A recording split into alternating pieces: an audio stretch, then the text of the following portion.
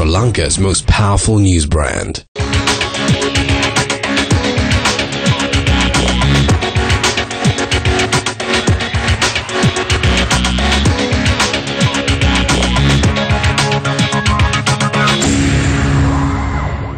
Hello, good evening and welcome to Biz First Review 360. I'm Nadim Majid and we have an enlightening show for you today.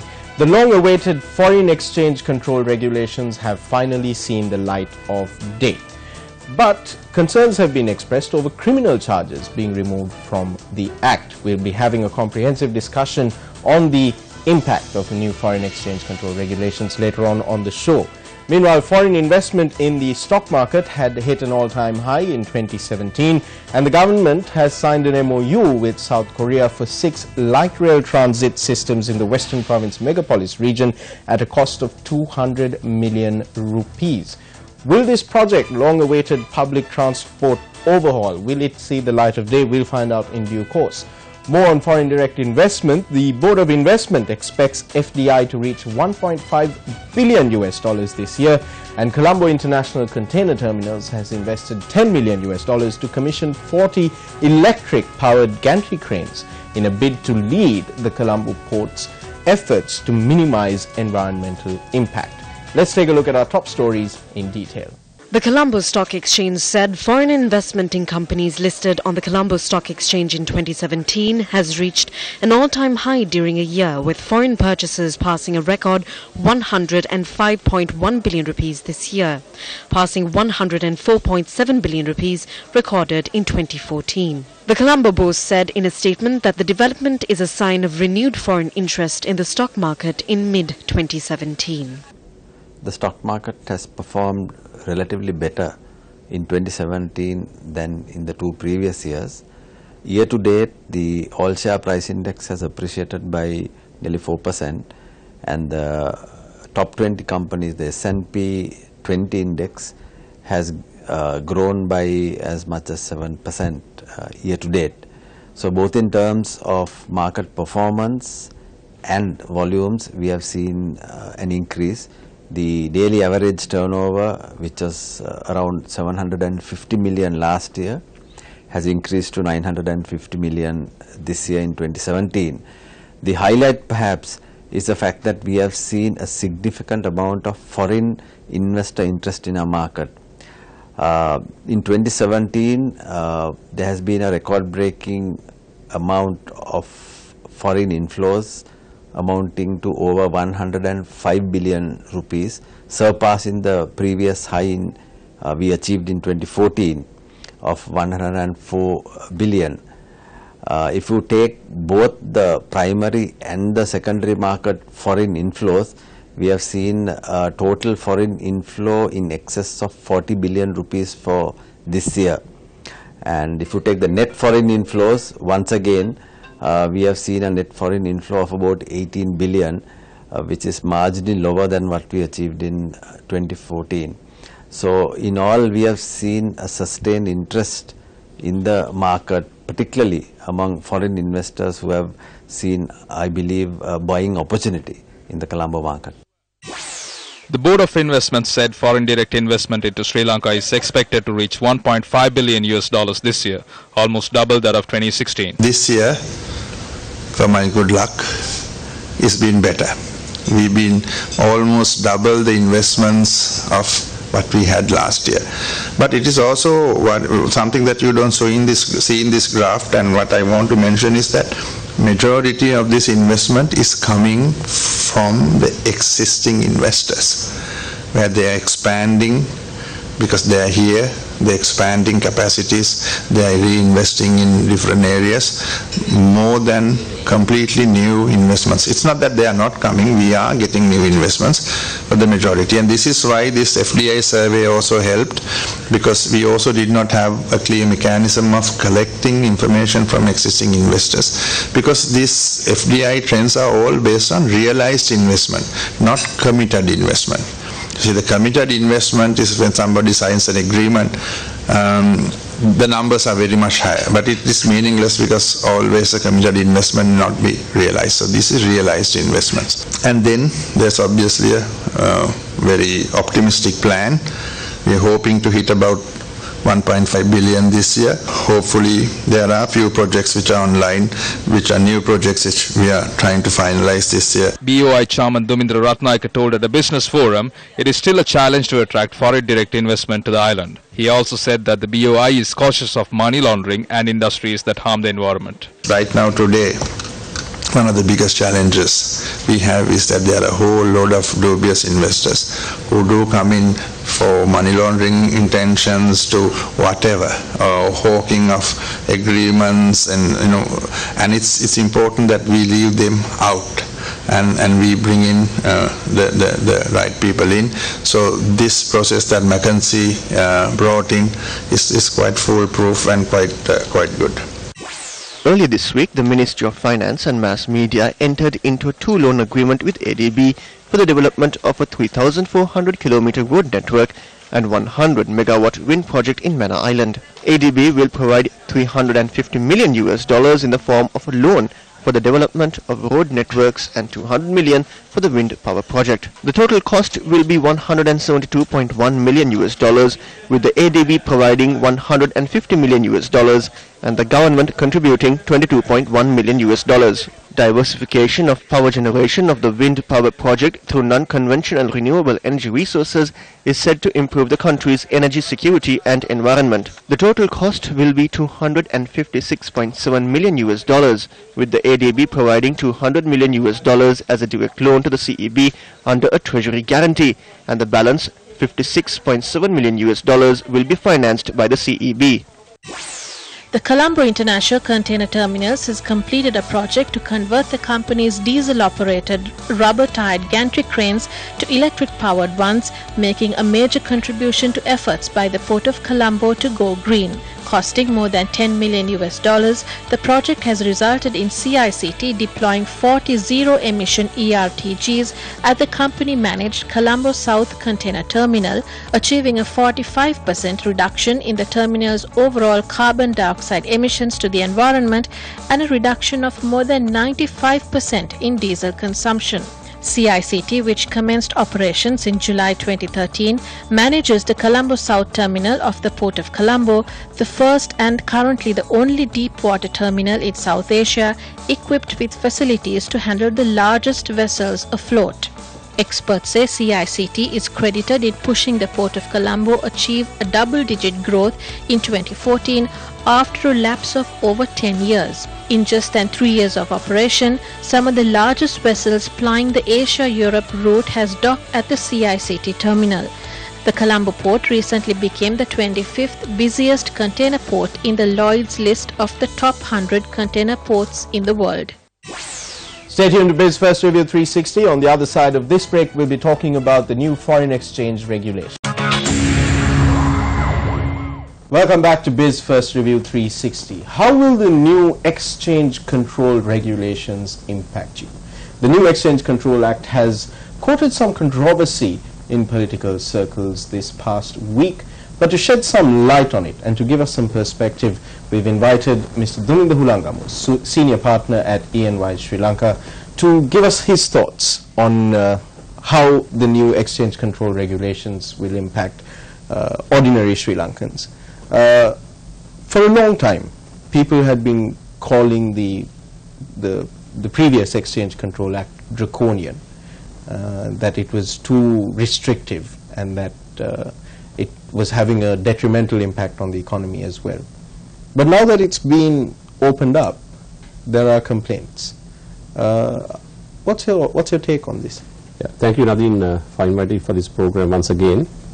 To answer your question, the Exchange Control Act, the name itself suggests it was an act to control exchange. The new act is called the Foreign Exchange Act. The Exchange Control Act was drafted in the 1950s, and it was drafted to suit the conditions at the time, because it is the 50s, 60s and 70s, or even after liberalization in 77. We had a lot of controls in exchange. I mean, there was a need to have controls in exchange. At that time, the governments thought, because we were talking of a closed economy at that time, where imports are restricted, exports are promoted though. Taking foreign cars out of Sri Lanka was limited to passengers.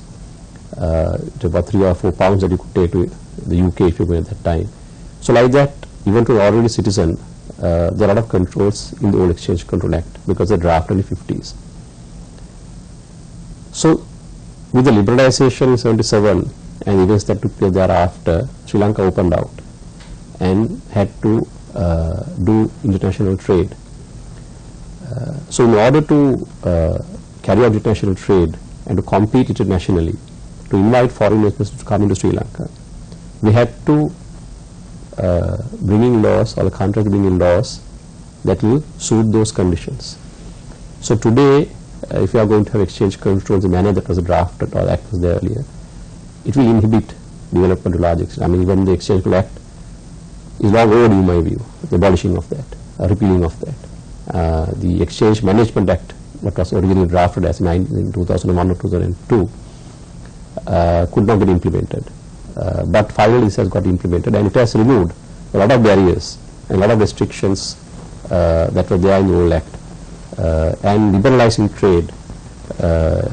More than anything else, encouraging free flow of funds, both inward and outward.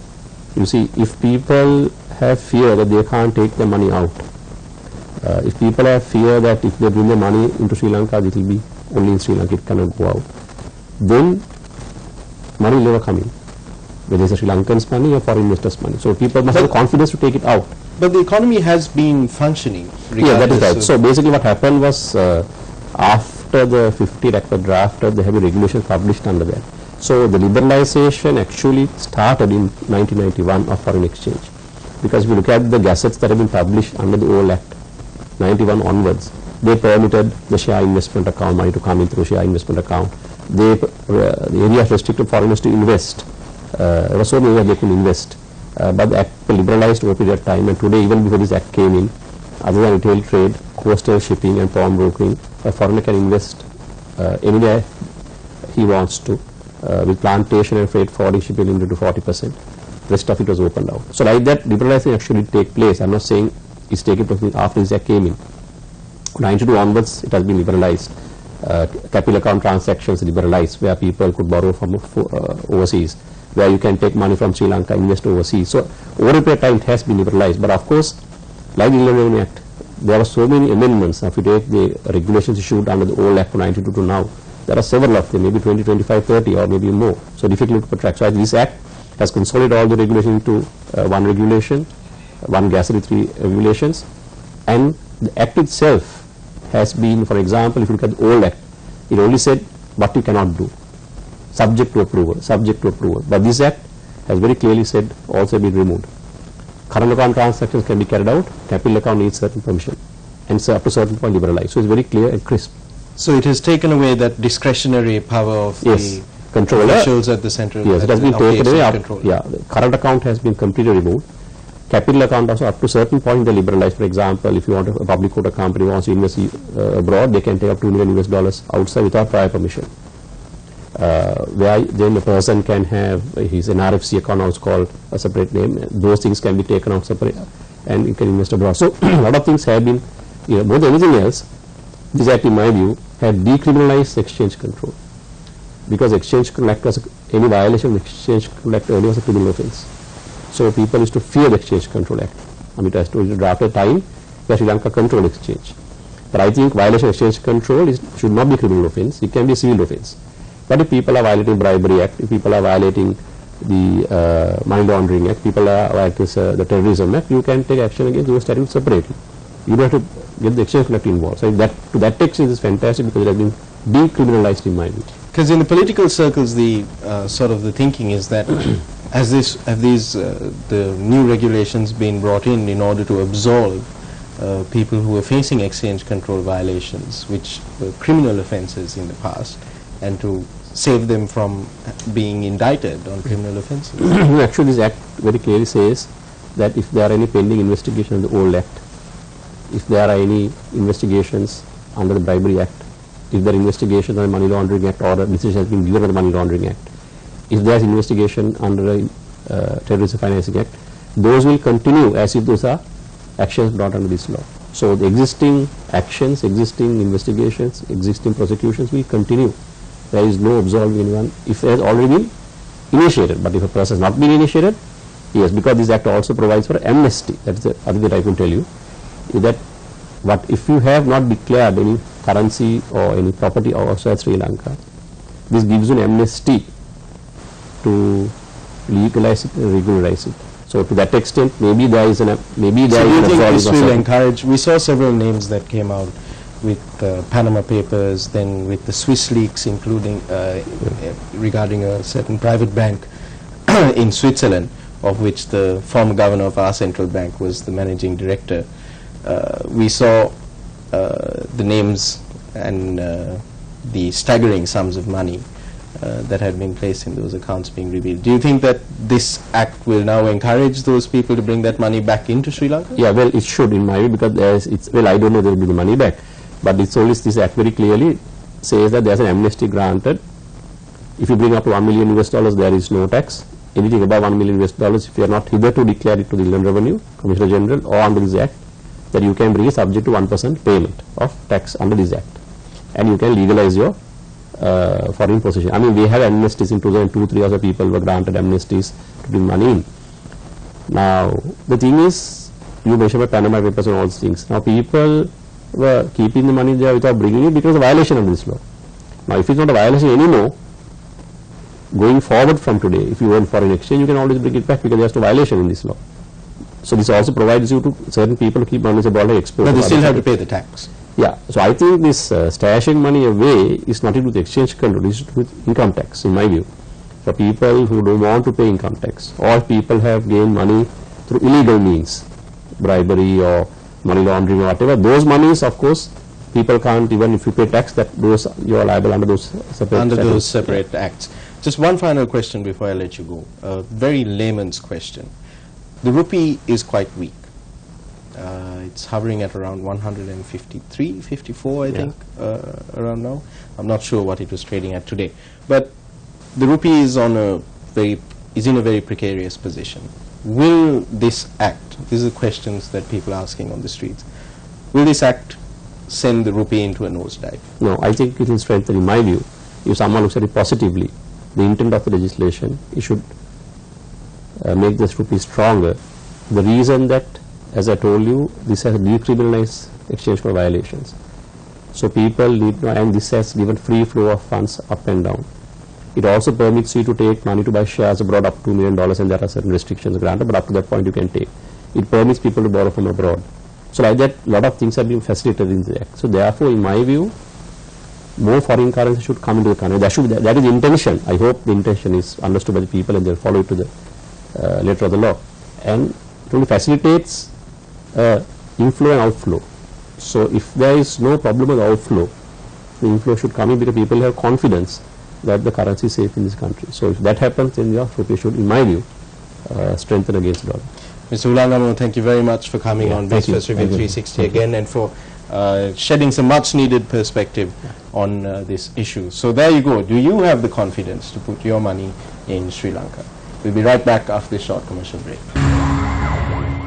Welcome back to the show. The Lakshman Kadigrama Institute and the Institute of Policy Studies hosted a lecture by the former Secretary of India's Finance Ministry, Dr. S. Narayan, and Dr. Razin Sali, Associate Professor at the Lee Kuan Yew School of Public Policy. Here are some of the highlights from their addresses on Speak Your Mind. Changes that are happening in the Indian economy are long-term, will change the structure of the economy, and also will change the way in which businesses are capable of being done.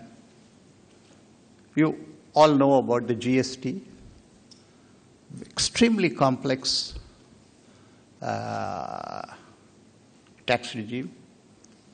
But several Sri Lankan businessmen we talked to said, okay, this makes it easier for me to move products from state to state. Okay, single tax, that's it.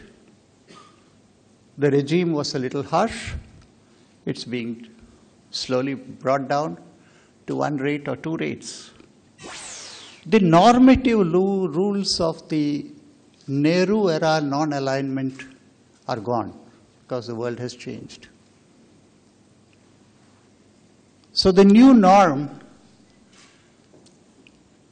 is a soft and a cultural norm which India is projecting. At the same time, taking care of its self-interest. In India today, we have very large IT companies. The fear in Sri Lanka is that if you open up the IT sector, we'll be inundated by Indian companies. A lot of small businesses are struggling, mainly because they don't have people to help them out with the IT software. Accountants are struggling. I take this as an opportunity for the younger businessmen here to provide these services in India. So I don't see that IT sector opening today to be a threat. I see it as an opportunity. The fishermen's issue, okay, it's a very, very serious and a real issue. And obviously, you know what's happening. The population of Indian fishermen living on that part of the coast who are dependent on the sea is enormous. And that bit of sea is inadequate to satisfy the economic needs of both the Indian and the Sri Lankan fishermen, and that is a reality. The real solution, not just political, an economic solution has to be really long-term. And the long-term solutions, you cannot have so many fishermen in India on that coast depending on that bit of sea, full stop. You need to wean them away. You need to wean them away into alternate methods of livelihood, alternate livelihoods. That is the only way this can be solved. The arguments that the trade deficit is bad are, of course, economically illiterate arguments. The trade deficit with India doesn't really tell us anything, certainly anything negative necessarily, about the state of Indo-Lanka relations. There are all kinds of things that factor into deficits or surpluses, we know that. And what we cannot say with any certainty is that this trade deficit arises because of unfair trade practiced by India and fair trade practiced by Sri Lanka. But that is not the public perception. The fundamental obstacles to Sri Lankan exports, which are actually much less to do with barriers that other countries place in our way, and much more to do with domestic obstacles to doing business here in Sri Lanka. That's a competitiveness agenda. That relates to our export potential to India as well. We must emphasize the mutual gain from the bilateral trading relationship, or as the Chinese put it, win-win, and indeed win-win-win. We, of course, need to improve our exports to India. That is primarily something to do with domestic competitiveness or the lack of it. At the same time, imports from India are a good thing for Sri Lankan consumers. We also have to think of supply chain links with the South Indian states in particular. What are the policy implications of this? Well, it is about deepening the ETCA, going ahead with it and deepening it, certainly having a less defensive position on it on our side. It is about a domestic reform agenda, which also includes trade liberalization. And by that, I mean unilateral trade liberalization as its fundamental driver. In other words, what we do by ourselves, rather than what we make contingent on trade negotiations, including this particular bilateral negotiation. We should have a domestic reform agenda with a trade component on which we build our trade negotiations with less defensive positions, but at the same time better credentials to ask for more from the other side.